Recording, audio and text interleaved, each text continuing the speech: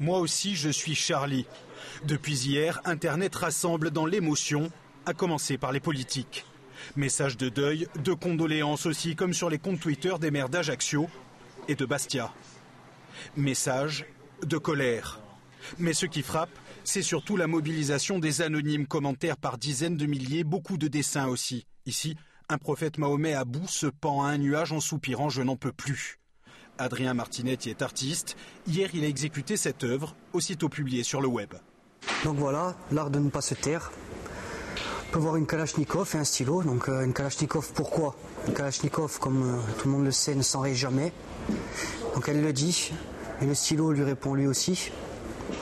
Donc c'est à l'artiste de faire perdurer cette liberté d'expression. D'autres, comme Julien, espèrent changer les mentalités, éviter les raccourcis. Depuis hier, cet étudiant de 20 ans est très actif sur Internet. Il relaie toutes les informations et les appels à mobilisation en Corse. Il veut aussi convaincre.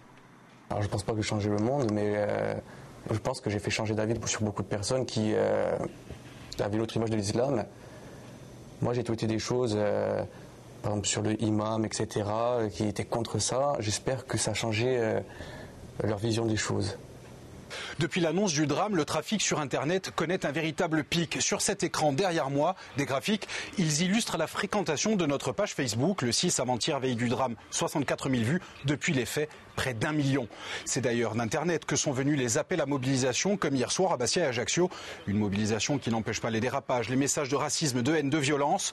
Pour leurs auteurs, inutile d'insister, sur nos sites Internet, ils ont été supprimés.